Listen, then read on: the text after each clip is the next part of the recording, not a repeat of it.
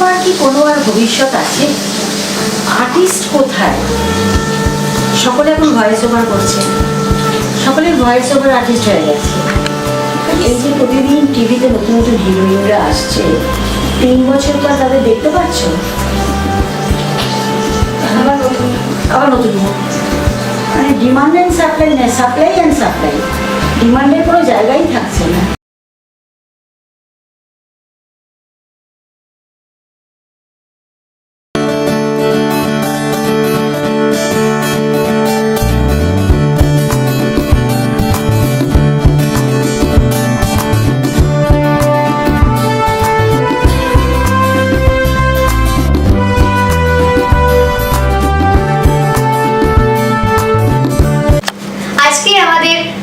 আড্ডায় উপস্থিত এমন একজন অভিনেত্রী যিনি বাংলা সিনেমার ইতিহাসে এক অবিস্মরণীয় সময় দেখে এসেছেন। ওনার সৌন্দর্য, অভিনয়ের মাধুর্যে উনি ভরিয়েছেন দর্শকদের মন। আপনজন, পরিণীতা, সাবিনা মাহাতোর মতো ছবিতে যিনি কাজ করেছেন এবং সেই প্রজন্মের সাথে তাল মিলিয়ে এই প্রজন্মতেও কিন্তু উনি সেরকমই সুন্দর, অপূর্ব, একই রকমভাবে রয়ে গেছেন। আজকে আমাদের অতিথি অভিনেত্রী প্রমি চৌধুরী। নমস্কার। এত কিছু নই যেটা বললো। অবশ্যই মানে আমার তো যবে থেকে মানে ছবিতে দেখেছি, সিনেমায় দেখেছি, ওয়েব সিরিজে দেখেছি, নতুন হ্যাঁ দেখেছি, কিছুদিন আগে গুগু ভার্সেস গাঙ্গুলিতে দেখেছি, সব জায়গায় মানে ওই মানে মিষ্টি যাকে বলে ওরকম একটা দেখতে। এবং সেদিনকেও দেখা হলো সামনাসামনি। আমি তো দেখি ওনাকে বললাম যে ওনার সাথে কথা বলতে হবে, কিন্তু মানে দেখেই যেন মনটা ভরে যায় আমার। আর আপনার পুরোনো দিনের যে সমস্ত ছবিগুলো দেখি ওগুলো তো অপরূপ সুন্দর, এখনো যে এতটা সুন্দর আপনি বলার মতো না, মানে খুবই মিষ্টি আপনার মুখটা। আচ্ছা, তো প্রথমে শুরু করবো যে অভিনয় জগতে কিভাবে আসা। হ্যাঁ, প্রথমত বলি, আমি জন্মেছি কলকাতায়, 19 দিন বয়সে চলে গেছিলাম বাংলাদেশে, আজকাল যেটাকে মিয়ানমার বলে। আচ্ছা। কেননা আমার বাবা সেখানেই ছিলেন, আর্মিতে ডেলিগেশন দিয়েছিলেন, ইন্ডিয়ান আর্মি ডাক্তার ছিলেন। তো আমরা বার্মাতেই থাকতাম। তো 5 বছর বয়সে ভারতবর্ষে ফেরত আসি। এটা ভারতবর্ষেই ছিলাম, কিন্তু আমার 2.5 বছর থেকে আমি নাচছি, কেউ শেখায়নি। 2.5 বছর বয়স থেকে নাচতাম। যখন ভারতবর্ষে এলাম তখন সত্যি সত্যি করেই গুরু পেলাম একজন। আমি একটা তখন সেই সময়তে বিশ্বরূপা বলে একটা থিয়েটার হল ছিল, সেই বিশ্বরূপাতে একটা শিশু নাট্য প্রতিযোগিতা হতো। সেখানে একটা অনুষ্ঠানে আমি কানাই বলা এই বলে একটা অনুষ্ঠানেতে আমি যশোদা হয়েছিলাম। শ্রেষ্ঠ অভিনেত্রী, শ্রেষ্ঠ নর্তকী পুরস্কার পেয়েছিলাম। এবং জাজ হিসেবে এসেছিলেন তপন সিনহা। তপন সিনহা আমার বাবাকে বললেন যে আমার নতুন ছবি আসছে অতিথি, তাতে আমি ওকে চাই। তখন তার নাম শুনে বাপি আর না করেননি, কিন্তু দুঃখের বিষয় আমার দাঁত পড়ে গেল, তো আমি কাজ করতে পারলাম না। সেই ঘুরে ফিরে আবার তখন তাদেরই ঘরে এলাম ছুটি ছবিতে কাজ করতে। কেননা মৃণাল মুখার্জি, অভিনেতা মৃণাল মুখার্জি, ছুটির যিনি নায়ক, তিনি আমাদের পারিবারিক বন্ধুই বলা যেতে পারে। আমার মাকে মা বলতো। একদিন দুপুরে ঘুমোচ্ছি, গরমের ছুটি, মৃণাল এসে বললো পাগলি চল আমার সঙ্গে এক জায়গায়। মাকে বললো মা আমার রেডি হয়ে নাও, এক জায়গায় নিয়ে যাবো। মা বললেন কোথায়? চলো না, তোমাকে তো আমি কোথাও ভুল জায়গায় নিয়ে যাবো না। সোজা নিয়ে এসে নিউ থিয়েটার্স 2 নম্বর স্টুডিওতে নিয়ে এসে দাঁড় করিয়ে দিল আমাকে অরুন্ধতী দেবীর সামনে। আর সেই রূপ, তুমি আমাকে বলছো অরুন্ধতী দেবীকে দেখে ভাবছি এই তো সরস্বতী ঠাকুর বুড়ো হয়ে গেলে দেখতে এমনি হবে, এত সুন্দর। অডিশন কিছু হলো না। বাংলা পড়তে পারো বাবা? আমি বললাম হ্যাঁ। পড়ো তো, এটা একটা 8 লাইনের ডায়লগ ছিল, পড়লাম। তৎক্ষণাৎ বললেন যে কবে তোমার পুজোর ছুটি কবে পড়বে মা? আমি বললাম ঠিক আছে। না, কৃষ্ণা পেয়ে গেলাম। শুটিং আটকে গেছিল, ওনারা কৃষ্ণা পাচ্ছিলেন না নন্দিনীর বোনের ভূমিকায়। তো সেই আমার আশা, হঠাৎ করে ভাগ্যচক্রে ছুটি করলাম। ছুটি করার পরে তারপরে আমি স্কুল ফাইনাল পরীক্ষা দিলাম, ক্লাস 8-এ পড়তাম। স্কুল ফাইনাল দিলাম, তারপরে করলাম আপনজন, প্রি ইউনিভার্সিটি পড়তে পড়তে, বলতে গেলে আপনজন, পরিণীতা, কমললতা, 3টে প্রি ইউনিভার্সিটিতে করলাম। আমার বাবা খুব রেগে গেলেন, বললেন এত পড়াশোনা হবে না, এদিকে নাচবে এদিকে সিনেমা করবে, দরকার নেই। তার মধ্যেই একদিন দুপুরবেলাতে একটা ফোন এলো, মা খুব ফোন নিতে অদ্ভুত আশ্চর্য হলেন, এখনই? কত দূরে? ও আচ্ছা, গাড়ি পাঠাচ্ছেন, ঠিক আছে। কে ব্যাপার? না, আমরা থাকতাম রাজা দীনেন্দ্র স্ট্রিটে, ওই মানিকতলা থেকে গেছে, উল্টোডাঙার কাছে। মা বলেন বেবি রেডি হয়ে না, আমাকে যেতে হবে, আপনি ডাকছেন। প্রসাদ, ওর একটা পত্রিকা বেরোচ্ছে, প্রসাদের মালিক প্রসাদ সিংহ ডাকছে, চলে যাই। দেশবন্ধু পার্কের কাছে একটা বাড়িতে ঢুকলাম, দরজা খুলে বসা ঘরে ঢুকেই দেখি একেবারে 1000 ওয়াটের আলো জ্বালিয়ে বসাতেন উত্তম কুমার, সাদা পাঞ্জাবি, সাদা পাজামা, এক গাড়ি এসে দেখো কেমন সারপ্রাইজ দিলাম। তার আগে কমলাতায় পার করেছি। তারপরেতে একটা ছবি করছেন এরা মন নিয়ে, বলে তুমি আমার বোনের চরিত্রে করবে। হ্যাঁ, আমি তো ঘর কাজ, মাকেও জিজ্ঞাসা করলাম না, ঘর কাজ। তা উনি বলুন ব্যাস হয়ে গেল, মিসেস চৌধুরী, তাহলে আপনার কন্যাকে আমি পাচ্ছি আমার বোন হিসেবে। ওখানেও ও চৌধুরী, রত্না চৌধুরীর ভূমিকা। যাই হোক, ওই কথাবার্তা হয়ে গেল, এবং সেটা আমার জীবনে একটা সাংঘাতিক লার্নিং প্রসেস। তখন সিনেমাটা তো অন্যরকম লার্নিং, উনি ছেড়ে দিতেন, তুমি তোমার মতো করো। সিনটা বোঝালে চিন্ময় আমাকে গালাগাল দিচ্ছে, গালাগাল দিচ্ছে, গালাগাল দিচ্ছে, আমার কোনো ডায়লগই নেই, শুধু এক্সপ্রেশন। একটা 14-15 বছরের মেয়ে কি বোঝে গালাগালে, বিয়েরই বা কি বোঝে? তো তখন না খালি বলতেন তোমার খুব কষ্ট হচ্ছে, তুমি অবাক হচ্ছ, ওটাই আমার লার্নিং। কিন্তু উত্তম কুমার তা না। উত্তম কুমার বলতেন তোমার যখন রাগ হবে, তুমি শরীরের ভেতর থেকে রাগটা আনবে, তুমি বেনুকে ঝটকা মারবে, তুমি ভাববে না ইনি বেনুদি, ভাববে তোমার বৌদি, মারো ঝটকা, এরকম করে। আর একটা শিক্ষা সারা জীবন, আমি সবাইকে এটা বলি, উনি বলেছিলেন আমাকে, বাংলা উচ্চারণ যদি পরিষ্কার করতে হয় তাহলে প্র, র, দুটো দন্তন্য মধ্যম ন, আর ল, ন, র, ম, ল আর র যদি পরিষ্কার না বলো তাহলে বাংলা তোমার বলা হলো না। এবং আমি আজও সেটা খুব মেনটেন করে চলি। প্রকৃতি এবং পৃথিবী দুটো আলাদা রং, উনি শিখিয়েছেন আমাকে। কাজে ওইভাবেই সিনেমায় আসা, তারপরেতে লেখাপড়া, তারপরে বিয়ে, তারপরেতে চা বাগানে চলে যাওয়া, চা বাগানে জলপাইগুড়ি চলে যাওয়া, সব কিছু থেকে অনেক দূরে। আরও কাল হলো আমার, যে সাবিনা মাকে রিলিজের পরেই আমার বিয়ে হয়েছে। আচ্ছা, আমার শ্বশুরবাড়ি বড় রাস্তার উপরে, রাত বিরেতে সব ছেলেরা সাইকেল চালিয়ে যেত। আমার শ্বশুরের নাম কালীপদ ভট্টাচার্য। পাড়ার ছেলেরা সাইকেল চালিয়ে যেত আর বলতো এই তো জীবন কালিদা। সিনেমা মানে একটা বিশাল অভিশাপ হয়ে গেল। তারপরে আমি আবার ফেরত এলাম হচ্ছে 1985 সালে, অরবিন্দ মুখোপাধ্যায়ের কেনারাম বেচারাম। সেও ভারী মজার একটা ব্যাপার হলো, ঢুলুদার সাথে আমার রাস্তায় দেখা হলো রবীন্দ্র সদনে। তুমি কি করছো এখানে, সিনেমা করবে? আমি বললাম না, করবো না। হ্যাঁ করবে, আমি বলছি। কোথায় কথা বলতেন? আমি বললাম হ্যাঁ, তো কোথায়? চলে এসো, প্রসেনজিতের প্রেমিকা হবে। আমি পাগল নাকি, ওকে করে নিয়েছি। মুনমুন তোমার থেকে বড়, ও প্রেমিকা হচ্ছে, তুমি কেন হবে না? ওভাবেই কথা বলতেন, ওরকম একটা স্ট্রেট ফরওয়ার্ড, অনেস্ট, ভালো একটা হিউম্যান বিং আমি অন্তত দেখিনি। তো সেই করে কেনারাম বেচারাম করলাম, আবার তারপরে কোমর এনে চাকরি করছি এয়ারটেলেতে, HR এর দেখাশোনা করতাম। রিটায়ারমেন্টের পরে ভাবলাম যে বসে থাকি কেন, একটু দেখি কি করা যায়। এই টুকটাক কাজ করছি। আর বছরে দুদিন আমার খুব খোঁজ পড়ে, 24শে জুলাই আর 3rd সেপ্টেম্বর, আচ্ছা। উত্তম কুমার জন্মদিন এবং মৃত্যুদিন।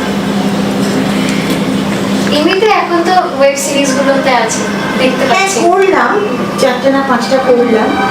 যতটা করলে আমি আনন্দ পেতাম, যতটা মিনিংফুল রোলস করতে পারলে আমি আনন্দ পেতাম, তেমনটা কিছু আসছে না। প্রথমত এখন এখানে এত পলিটিক্যাল প্রেশার, কে কাজ পাবে কে কাজ পাবে না, ডিসিশনটা করে পলিটিক্যাল পার্টিরা। যেহেতু আমার কোনো পলিটিক্যাল ব্যাকিং নেই, কাউকে চিনিও না, চিনতে চাইও না কারোকে, ফলে ওই আর কি মুখ চেনা বলে, যেমন নির্ঝর আমাকে চেনে, কাজ দেয়, অভিজিৎ আমাকে চেনে, কাজ দেয়, এইভাবে ভীষণ কি নাম আমার বড্ড প্রিয়, সমদর্শী। সমদর্শী আমার খুব প্রিয়, খুব খুব খুব প্রিয়। ওনারই তো ছবি করেছিলেন True versus Angoli। তো এইসব প্রিয় পরিচিত মানুষরা হয়তো কিছু কাজ দেয়। সমদর্শীর কাজটা অত্যন্ত ভালো কাজ ছিল, মজার ছিল, আর শুটিংটাও খুব এনজয় করেছি। আর যে দুটো বম্বে থেকে কাজ করেছি, নেটফ্লিক্সে দেখাচ্ছে, জিতে দেখাচ্ছে, মিসেস আন্ডারকভার আর টুথপারি। টুথপারি আমার কমিটমেন্টের কাজ শেষ করতে পারিনি, কেননা শুটিংয়ের মাঝখানে আমার ছেলে চলে গেল, তো আমি শেষ করতে পারিনি আমার কমিটেড পোর্শনটা। কিন্তু খুব আনন্দ পেয়েছি কাজ করে, অন্য ধরনের কাজ, এই আর কি। সিনেমার ব্যাপারে তো কিভাবে এসছেন শুনলাম, এখনো অব্দি আপনি বললেন, ওটাই ভালো লাগলো। এবার আপনার কাছ থেকে জানতে চাইবো যে 60-70 দশকে তো আপনি কাজ করেছেন, করেছেন, তো সেইখানে সিনেমার পরিবেশটা কেমন ছিল? এখনো তো কাজ করছেন, এখন ওয়েব সিরিজে করছেন, নেটফ্লিক্সে করেছেন, বিজ্ঞাপনে করছি, প্রচুর বিজ্ঞাপন করেছি, গত 6 বছরে 60-70টা বিজ্ঞাপন করেছি। আর মেগাতে কাজ করতে 2-3বার গেছি, প্রতিবারই খুব হতাশ হয়ে ফিরেছি, মানে বলতে গেলে কাজ শেষ না করে চলে এসেছি। হয় পরিবেশ ভালো লাগেনি, নয় ওয়ার্কিং প্যাটার্নটা ভালো লাগেনি। আমাদের সময় না, আমাদের কোনো টলিউড ছিল না, স্টুডিও পাড়া ছিল, এবং স্টুডিও পাড়াতে আত্মীয়তা ছিল, শাসন, ভালোবাসা, স্নেহ। সিনে অ্যাডভান্সের একটা পাতা ছিল, প্রচুর ফটো ফিচার আসতো। সে বছর পার্ক হোটেল ইনঅগারেশন হবে, আমাকে ডাকা হলো পার্ক হোটেল থেকে ওদের প্রমোশন করার জন্য, পয়সা ছাড়া, আমরা কিন্তু পয়সা পেতাম না। তো গেছি, শুটিং করেছি, খুব খুশি। সিনে অ্যাডভান্সের মতন পত্রিকায় 1 পাতা ভর্তি আমার ছবি। তার দিন কয়েকের মধ্যে রবীন্দ্র সদনে একটা অনুষ্ঠান, জহর রায় আমাকে ডাকলেন, ডেকে বললেন যে মা কোথায়? মা কিছু না, মাকে ডাকো। আমার মাকে জহর রায় যা বকলেন না, বলে ওইটুকু মেয়ের হাতে মদের বোতল দিয়ে ছবি কেন তোলানো হলো? মানে আজকাল তো কারো সাহসই নেই, ফসফস করে গাঁজা ভর্তি সিগারেট খাচ্ছে বাচ্চারা, কাউকে পাত্তা দেয় না, মানে পারমিশনও নেয় না। এবং মেকআপ করে বসে বাচ্চা বাচ্চা মেয়েগুলো যে ভাষায় কথা বলে, নিজের কাছে নিজের লজ্জা করবে। হ্যাঁ, তো পরিবেশ তো আপনার দূষিত, বলছি হয়তো সবাইকে রাগ হবে, কিন্তু সত্যিই পরিবেশটা দূষিত। আমি যখন কাজ করতে গেলাম জয়ীতে, আমাকে দেবিকা মিত্র বলেছিল, তুমি পারবে এত বছর পরে এসে মানিয়ে থাকতে?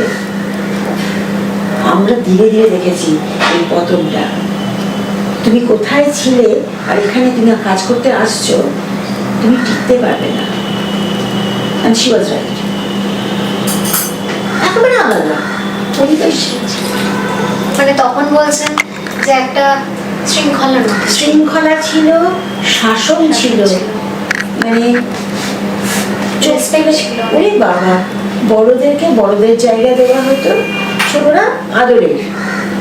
পাহাড়ি সানালকে দাদু বলতাম, বিকাশ রায়কে দাদু বলতাম, প্রসাদ মুখার্জিকে দাদু বলতাম, আর তেমনটাই আবদারও করতাম। বিকাশ দাদু পরিণীতার সেটেতে বেলা 2:30 বাজলে খোলা বলতেন, ওনার জন্য কোকাকোলা আসতো। আমি আর মৌসুমী ওনার হাত ধরে ঝুলে পড়তাম, আমাদেরও দিতে হবে, এইরকম একটা সম্পর্ক ছিল। এবং উনি আমাদের ডাকতেন বড় গিন্নি আর ছোট গিন্নি বলে। মৌসুমী 2টো গজদান্ত, ওনার স্ত্রীরও ছিল তাই, আর আমার একটা গজদান্ত। তো বিকাশ দাদু ওকে বলতেন বড় গিন্নি, আমাকে বলতেন ছোট গিন্নি। এইসব সম্পর্ক ছিল। সবাই দাদা, সবাই তুই, সবাই তুই তোকারির কোনো ব্যাপারই নয়। উত্তম কুমার আমাকে জীবনে তুই বলেননি, তুমি। আমি যেমন দাদামণি আপনিই বলেছি, তুমি বলিনি। উনিও আমাকে রমি তুমি বলেছেন, এটুকুই করেন।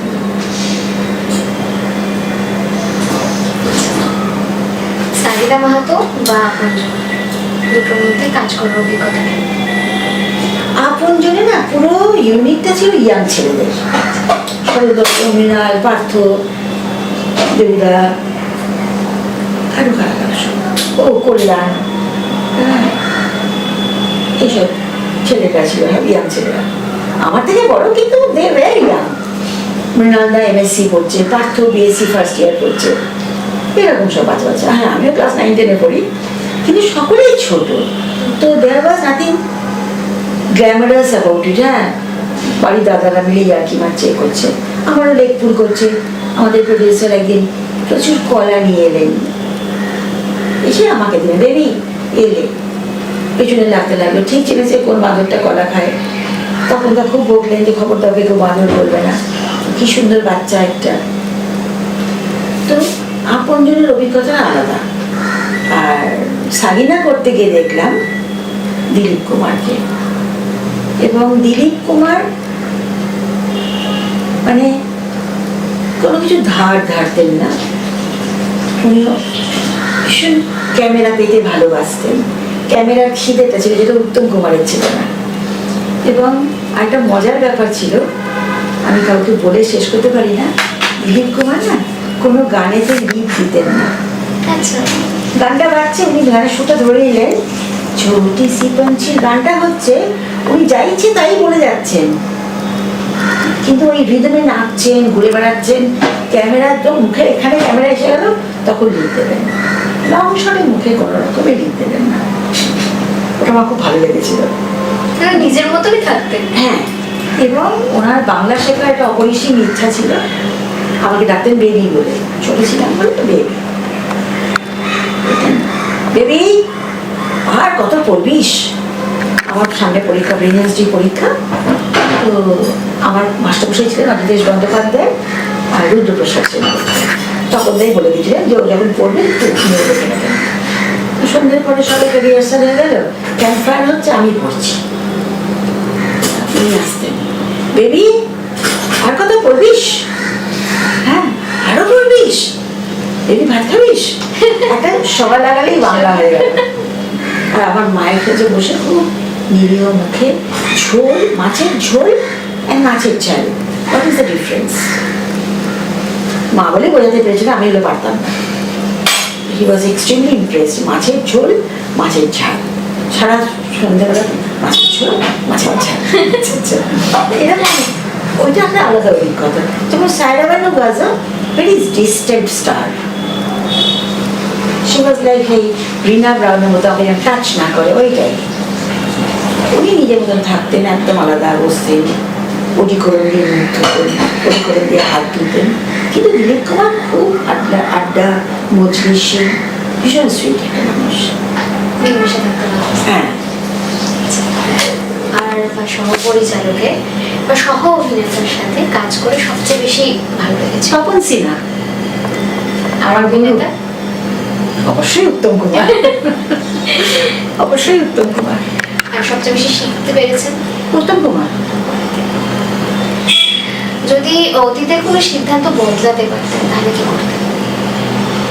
আমি বিয়ে করে জলপাইগুড়ি যেতাম না, অবশ্যই। কেননা পরে আমাকে অনেকেই বলেছে যে এই সেদিন আমাকে আমার বান্ধবী মন্দার মুখার্জি, খুব ফেমাস মানুষ, she is a writer, author, she is a social worker, she was the head of the department of Shikshayatan college political সায়েন্সে। ও সবসময় বলে কোথায় তুমি পৌঁছতে চলে গেলে জলপাইগুড়ি চা বাগান ঝাড় দিতে। হ্যাঁ, অ্যাকচুয়ালি ওটা যে সব থেকে ভুল সিদ্ধান্ত ছিল আমার। কিন্তু আমরা তো ভবিষ্যৎ দেখতে পাই না। সেই মুহূর্তে যখন আমরা একটা ডিসিশন নিই, আমরা ভাবি এইটাই আমার জন্য শ্রেষ্ঠ, এবং তখনই তুই ওটার এগেনস্টে কেউ কথা বলে সে আমার শত্রু হয়ে যাবে। ঠিক না? নতুন এখন তো নতুন আজকে আরো ইন্ডাস্ট্রিতে আপনি আসছেন, আস্তে আস্তে অনেক কাজই করেছেন। তো আজকে বাংলা সিনেমা ওয়েব সিরিজের মধ্যে যে পরিবর্তন সেটা কিভাবে দেখছেন?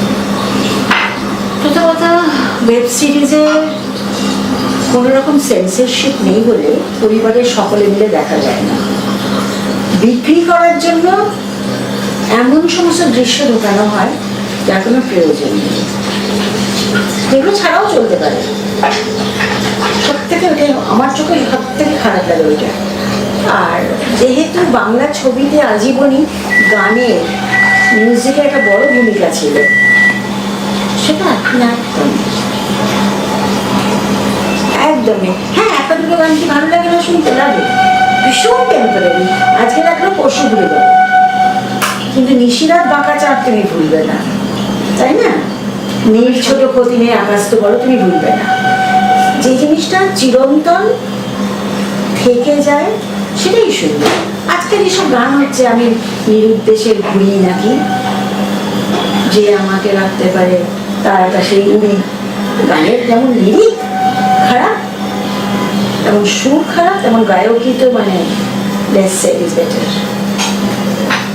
সেটা হয়তো আমাদেরই দোষ। আমরা হেমন্ত মুখার্জি, মান্না দে, শ্যামল মিত্র, সন্ধ্যা মুখোপাধ্যায়, গীতা দত্ত, আরতি মুখার্জি, এদিকে সুদীন দাশগুপ্ত, এদিকে নচিকেতা ঘোষ, এই সমস্ত ভগবানদের পেয়েছি।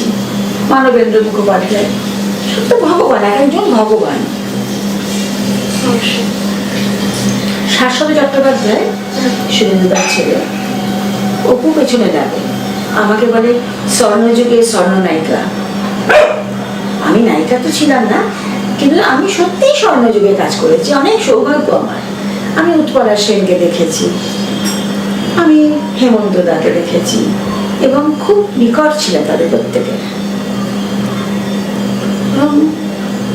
আজকে তুমি একটা সিনেমা বলো যেটা তুমি 3 বছর আগে দেখেছো আজও মনে আছে, অন্তরীণ ছাড়া বলতে পারবে না।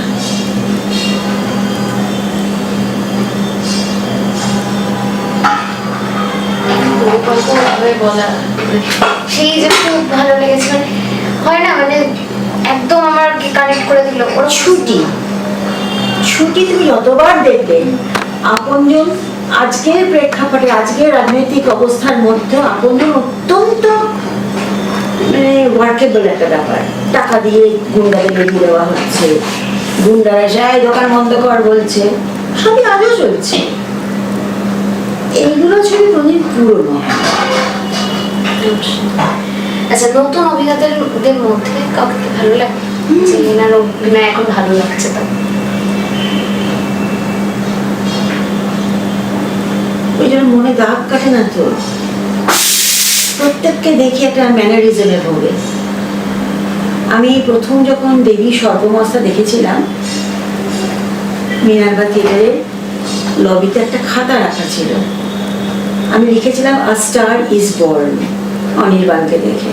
এবং পরপর 3টে মঙ্গলবার, আমি সেক্টর 5-এ চাকরি করতাম, 3টে মঙ্গলবার আমি সেক্টর 5 থেকে মিনার্ভাতে এসেছিলাম ওকে দেখতে। চলে গেল টলিউডে, ক্র্যাশড। নীলু উৎপল দত্ত বলো, অজিতেশ বন্দ্যোপাধ্যায় বলো, নাটকেরই তো লোকেরা। দুটো আলাদা ধারা বজায় রেখেছেন, নাটকের ধারা নাটকে, সিনেমার ধারা সিনেমা। মানে আপনি বলছেন আপনার অনির্বাণ ভট্টাচার্য যে অভিনয়, সেটা মোটামুটি মানে এতগুলো লোক আছে তো, এই সোহম টোহম কারা সব আছে, যাদেরকে সবাইকে মহানায়কের উপাধি দেওয়া হয়। ওর থেকে দুঃখজনক আর হতাশা ব্যঞ্জক কিছু হতে পারে না। এমনকি নচিকেতাও নাকি মহানায়ক। আচ্ছা, তো কাজে একটু অনির্বাণকে ভালো লাগে আমার, বরং ভালো লাগে অর্ণব মুখার্জিকে। হিরো হয়নি, বরং ভালো লাগে দেবরাজ ভট্টাচার্যকে। দেবরাজ আমার খুব প্রিয় পাত্র কিন্তু। হ্যাঁ, তো আর তো মনে পড়ছে না। না, অথই বলে যেটা হলো সেটা তো অন্য ডিরেকশন ছিল, হ্যাঁ, আমি দেখিনি। মানে ওয়ান টাইপ অফ ওই যে ওথেলোর যে পার্টটা সেটাই করেছিল। আমি দেখিনি, কারণ মন্দার দেখে আমি খুব আশাহত হয়েছিলাম। আমি আর অথই দেখিনি, যদিও সোহিনী আমার খুব প্রিয় অভিনেত্রী। এই জেনারেশনে সোহিনীকে আমার খুব ভালো লাগে, কাজও করেছি ওর সঙ্গে। আর আমাদের নর্থ বেঙ্গলের মেয়ে, আলাদা খুব ভালোবাসা। না, সিরিয়াসলি বলছি, on the serious note, I like her. চমৎকার অভিনয় করে, ম্যানারিজম ছাড়া। আর তো কারো কথা মনে পড়ে না আমার। তো সিনেমা দেখা হয় এখন? এই সদ্য দেখলাম বেলা, আমি পাঠ করেছিলাম, প্রিমিয়ার দেখে এসেছিলাম, তারপরে নাতিকে আর বৌমাকে নিয়ে গেলাম বেলা দেখতে। আমি বাসন্তী দেবীর ভূমিকায় পাঠ করেছি। আমাকে খুবই ইতস্তত করে রোলটা অফার করা হয়েছিল, মাত্র ছোট্ট কাজেরই মাত্র একটা সিন।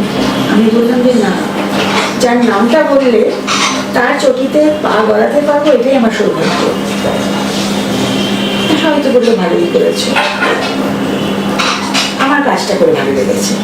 ওটাই তো স্যাটিসফ্যাকশন আসছে। কেননা ওই রোলটা যে এত ঐতিহাসিক একটা চরিত্র, যাকে সুভাষচন্দ্র মা বলতেন, যে মহিলা ভারতবর্ষের খাদি আন্দোলনে প্রথম বাঙালি মহিলা, যিনি তার পুরোধা ছিলেন, প্রথম বাঙালি মহিলা যিনি জেল খেটেছেন, তো আলাদা ব্যাপার, একটা আলাদা একটা আত্মত্যাগ, তাই না? অবশ্যই। আচ্ছা, বর্তমানে কি নিয়ে ব্যস্ত থাকেন বা আগ্রহ কার ওপর বেশি, মানে কোন জিনিসটার উপর আগ্রহ বেশি এখন? আগ্রহ, ব্যস্ততা কাটি, ব্যস্ততা মানে অবসরে কি করেন? কথা অসম্ভব। আমি খুব পড়তে ভালোবাসি। হ্যাঁ, লেখাপড়া বেশি দূর শিখিনি, কোনোভাবে পিজিটা করেছিলাম। হ্যাঁ, তারপরেও হয়তো করতে পারলে পারতাম, কিন্তু করিনি, থাকি ব্যস্ত। তো প্রচুর পড়ি আমি, এবং আমার পড়ার মধ্যে না, পড়া এবং গান শোনাতে আমার কোনো বিচার নেই। কি পড়ছি আর কি শুনছি। গান আমি নচিকেতার গান শুনি, আবার আমি হেমন্ত মুখার্জিও শুনি, মান্না দেও শুনি। আবার ভীষণ ভালো লাগে আমার পুরোনো আমলের ইংরেজি গান। আজকালকার গান আমি বুঝতে পারি না ইংরেজি, কিন্তু Harry Belafonte, Cliff Richard, Elvis Presley, Pat Boone, Jim Reeves, Simon গারফাঙ্কেল, তারপরে পেরি কোমো, এদের গান আমার ভীষণ ভালো লাগে শুনতে। এবং দুঃখের বিষয় আমার নাতিটাকে আমি ওরকম করে ফেলেছি, ওরও খুব ভালো লাগে সব শুনতে। আর খুব পড়ি, যা পাই তাই পড়ি। আর কি করি, কিছু করি না। আর মাঝে মাঝে কাজ এলে টুকটাক বিজ্ঞাপনের কাজ করি, আর কিছু করি না। ও এখনো মানে এর আগে অভিনয় করেছেন, বর্তমানে কিছু জায়গায় অভিনয় করছেন, রিসেন্টলি বেলা করলেন, তাহলে এখনো কি মানে এরকম কোনো কিছু আছে যে কোনো রোল যেটা এখন আমি করতে চাই? আপনজনের ছায়া দেবী, আপনজনের, যেটা আমি বাচ্চা ছিলাম, বড় হয়ে আবার আপনজন বিবেক হোক আপনি করবেন, আমি করতে চাই। মানে ওর থেকে ভালো চরিত্র আমাদের মতো বয়সে আর মনে হয় না। মানে এমন চরিত্র যেটা মীনা কুমারীও করতে পারেননি, ছায়া দিদার জায়গাতে মীনা কুমারীও করতে পারেননি।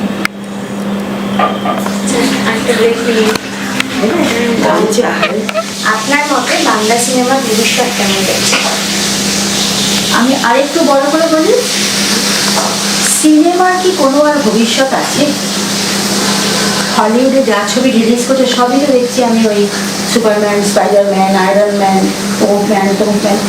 আর্টিস্ট কোথায়? সকলে এখন ভয়েস ওভার করছে, সকলের ভয়েস ওভার আর্টিস্ট হয়ে গেছে।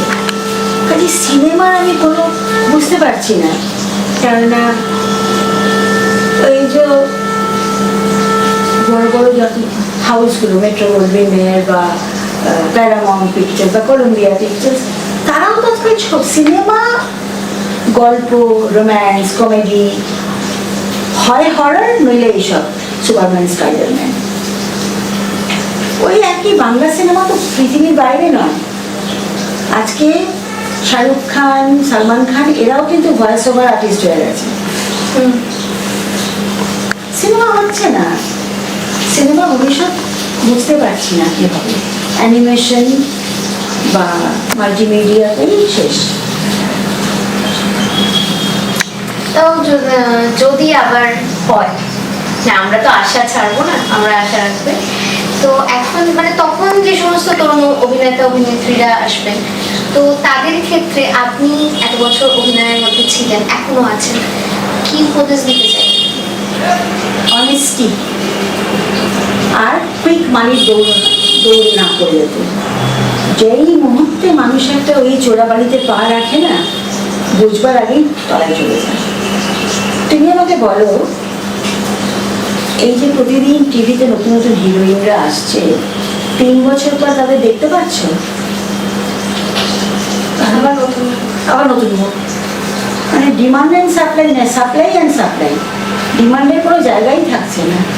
এবং বেশিরভাগ অভিনেত্রী বা অভিনেতার নামও লোকে জানে না, চরিত্রের নামে বলে।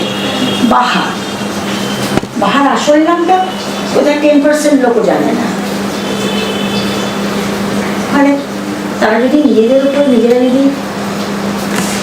নিজেদের বলেই যদি বলি আর না হয়, তাহলে কিচ্ছু করতে পারবে না।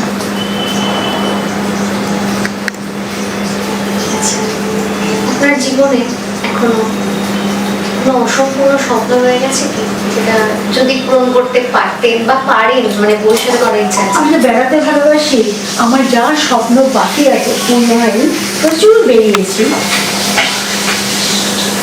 কিছু জায়গায় আমার যাবার ইচ্ছে ছিল, চেষ্টাও করিনি। আমেরিকা আমার কোনোদিনই ইচ্ছা করেনি, কিন্তু আমার খুব টার্কি বা মরক্কো বা গ্রিস এই জায়গাগুলো আমার যাবার ইচ্ছে ছিল, যেগুলো হয়ে ওঠেনি। আর কি স্বপ্ন থাকবে? আর কোনো স্বপ্ন নেই। ঘুরতে যাওয়াই স্বপ্ন। আচ্ছা, তাহলে এখন অনেক প্রশ্ন করলাম এতক্ষণ ধরে, এবার একটা র্যাপিড ফায়ার ফেলবো, ছোট ছোট প্রশ্ন করবো, আপনি তাড়াতাড়ি করে উত্তর দিন। প্রিয় পোস্টার?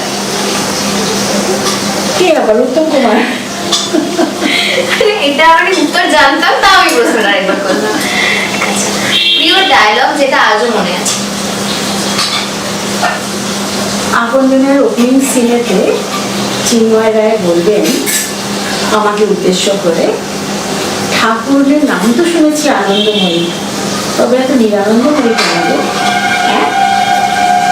বলেছিলেন আমি বলিনি, তাহলে উনি বলেছিলেন। আমার কাছে এক্সপ্রেশন, আমি অবাক। আচ্ছা, একটা নতুন বর আমাকে এসব কথা বলছে, আমি অবাক। আর কিছু ডায়লগই ছিল না। এক্সপ্রেশন। চা না কফি? চা। এটা আমরা আগেই ক্যামেরার বাইরেই জেনে নিয়েছি, তাও একবার জিজ্ঞাসা করে নিলাম। বাঙালি প্রিয় খাবার? কলাই ডাল, পোস্ত, মাছের টক, ভাত। আর কিছু ঘটি আপনি বর্ধমানের। আচ্ছা, কোনো প্রিয় শখ? প্রিয় শখ যেটা অপূর্ণ রয়ে গেল এখন আবার, আমার একটা শান্তিনিকেতনে বাড়ি ছিল, সেখানে আমি প্রচুর ফুল ফোটাতাম, প্রচুর শাকসবজি ফলাতাম, সেই বাড়িতে বিক্রি করে দিয়েছি। তো এখন আমার আর সেগুলো হয় না, তো সেই শখটা রয়ে গেছে। তুমি গার্ডেনিং করতে ভালোবাসি? খুব ভালো।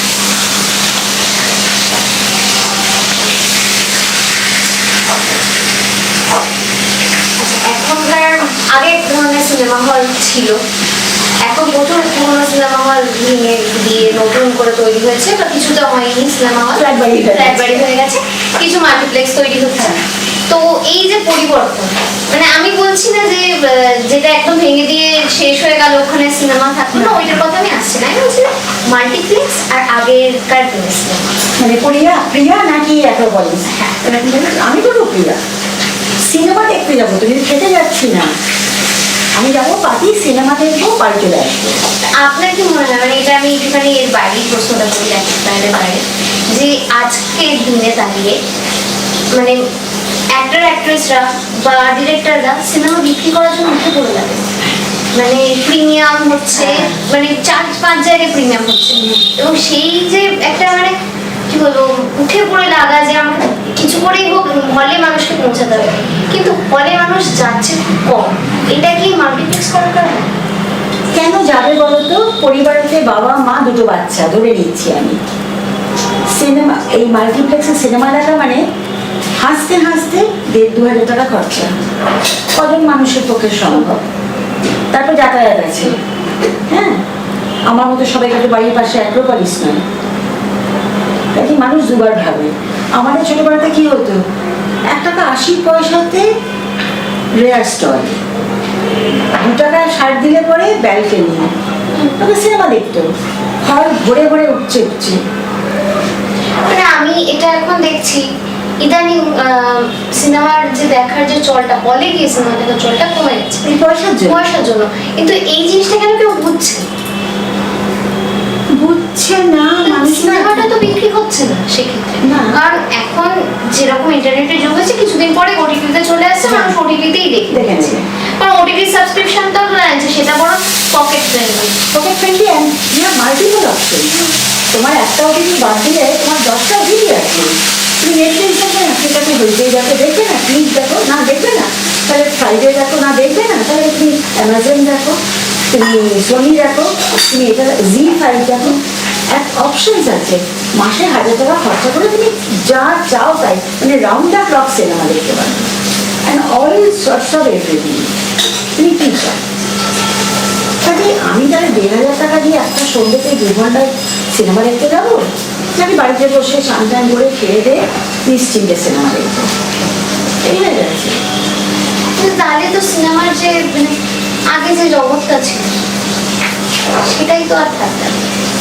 হয়তো থাকবে না, আমি তো সেটাই বললাম যে there is the future of cinema। এখন সিনেমা একটু একটু একটু করে মারা যাচ্ছে।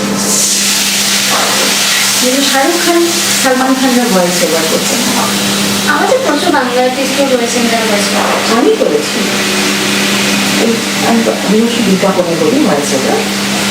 হ্যাঁ, এখন আমাদের রেডিও চ্যানেলগুলো যেগুলো ইউটিউবে এখন অডিও স্টোরি হয়, হ্যাঁ, তো ওখানে প্রচুর অভিনেতা অভিনেত্রীদের আমি মানে আগে জিনিসটা অনেকটা তাও কম ছিল 1-2 বছর আগে, এখন ভর্তি হয়ে গেছে। মানে আমি নিজে ভয়েস ওভারের কাজ করি, মীরের ঠেক নাকি একটা গল্প বিরেট ঠেক, গল্প মিলের, মানে আমি আগে নিজে করতাম 1 বছর 2 বছর আগে, তো তখন এতটা ছিল না। এখন যেন মানে যারা আসলে ভয়েস ওভারের কাজ করতো তাদের আর পাওয়া যাচ্ছে না। তাদের মানে অবশ্যই যারা অভিনয় করেছে এতদিন দক্ষতার সাথে, তাদের তো এক্সপ্রেশন আরো বেটার হবে। আমরা নতুন জায়গা কি করবো, যে কোনো জিনিসই ঝগড়ালে ঠিক হয়ে যায়। তুই একটা থাকছে যে আমি এখন দেখছি যে প্রচুর অভিনেতা অভিনেত্রীদের ভয়েস আর্টিস্ট হিসেবে কাজ করতে না কেউ সব উচ্চারণেরই কথা বলা, উচ্চারণ মানে আমাদের দেবেও তো এখন ভালোবাসা বলে শিখলাম, ভালোবাসা বাবা মা। অবশ্য যেটা আমার খুব ভালো লাগে, ও খুব সেই নিয়ে খুব লজ্জিত এবং অ্যাপোলজিটিক্যালি বলে আমার বাংলাতে খুব খারাপ, চেষ্টা করছি, এটাও স্বীকার করে। এবং বেরিদিন নাতি শন যখন প্রথম এসেছিল ও তো বাংলাই বলতে এখন খুব সুন্দর বাংলা বলেছে, চমৎকার ছেলেটি। কিন্তু ওই আমাদের বাংলা মধ্যবিত্ত বাড়িতে তো ওরকম চেহারার ছেলে হয় না, তাহলে ওর একটা রেস্ট্রিক্টেড ভূমিকার দরকার। অ্যান্টনি ফিরিঙ্গি হলো তোমার কাছে। আচ্ছা, আজকে তো মানে আমরা এসেছিলাম আপনাকে অভিনেত্রী হিসেবে আমরা চিনি, এসে জানলাম আপনি চাকরিও করেছেন একটা জীবনে। তো যদি একেবারেই অভিনয়ের জগতে না আসা হতো, তাহলে ছোটবেলা থেকে কি হওয়ার ইচ্ছা ছিল? মা হতাম, খুব ভালো সংসার করতাম, আমি রান্না করতে ভালোবাসি, ঘর সাজাতে ভালোবাসতাম। গত 3.5 বছর আর করি না, কিচ্ছু করি না, কিন্তু ওইগুলো আমার খুব ফুল সাজাতে ভালোবাসতাম, ইকেবানা শিখেছিলাম।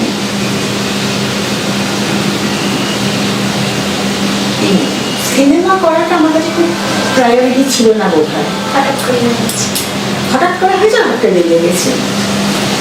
আবার তো ফিরে আসছি, আমাদের ভালোও লাগছে।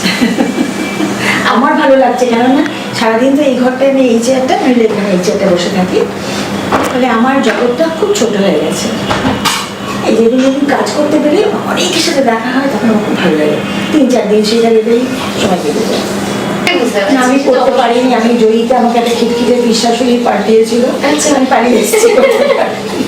আমি বললাম আমার দ্বারা হবে না, চোখ ঘুরি ঘুরে কথা বলা। আমাকে হয়তো বলেছিল আসলে মেয়েটা তো অনেক লাউড, যাত্রারও থেকে বেশি। তাদের মেকআপ হয়, মেকআপও প্রচন্ড, মানে আমি যেটা দেখি মেঘাতে ফলো করে, তা এখন ইদানিং কয়েকটা সিরিয়ালে এটা বাবুর দ্বারা অনুপ্রাণিত না, তারা সবাই মানে মরে আছে গানে। আজকের আড্ডা কেমন লাগলো অবশ্যই জানাতে ভুলবেন না। আমরা আজকে খুব মজা করলাম রবি চৌধুরীর সাথে।